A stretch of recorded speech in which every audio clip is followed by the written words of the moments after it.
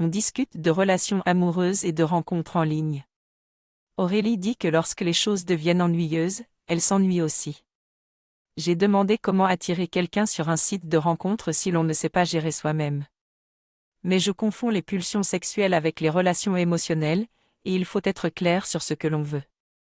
Par exemple, j'ai besoin que la personne me plaise physiquement et mentalement et qu'elle sente bon. Les relations qui ont échoué dans le passé étaient bonnes sexuellement mais manquaient de connexion émotionnelle. J'ai aussi parlé de la pression que je me mets pour trouver une relation et comment cela peut être évité en prenant le temps de connaître quelqu'un. Les relations prennent du temps pour grandir, comme planter une graine et attendre qu'elle germe. Il y a aussi des signes qui montrent qu'une personne n'est pas émotionnellement mature et il faut être clair sur ses limites. Dans ce passage, l'auteur parle de différents sujets relatifs aux relations et rencontres amoureuses.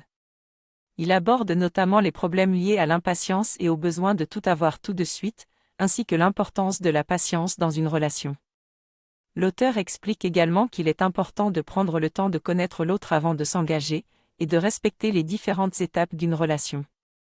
Il parle également de la question des enfants et explique que cela est un sujet délicat qui doit être discuté entre les deux partenaires.